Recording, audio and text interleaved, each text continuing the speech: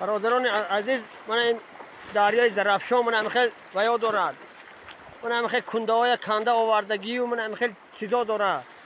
زیتا من گرد به گرد دریا، من همین در مابین دریا. من همین چوقه همینجا پنجکین باشد می نمیدونم. و خودی همون صوفی هم آمده هستیم.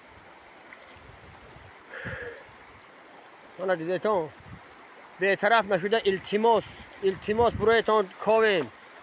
در همین یکون خرخ درخت می یک خرخ وای می ممکن ماندگی باشه.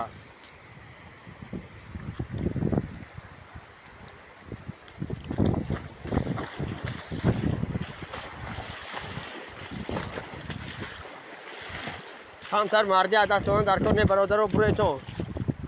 همه کسا برآمده فقط که خواهش خداتان که آن کس شما رو مجبور نکروست.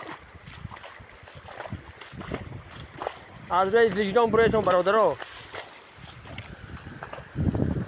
من این خیلی آورگی آب نیافتم. من این خیلی پام کرگی من همینجا با تیزاب هم هست و با پام کرگی.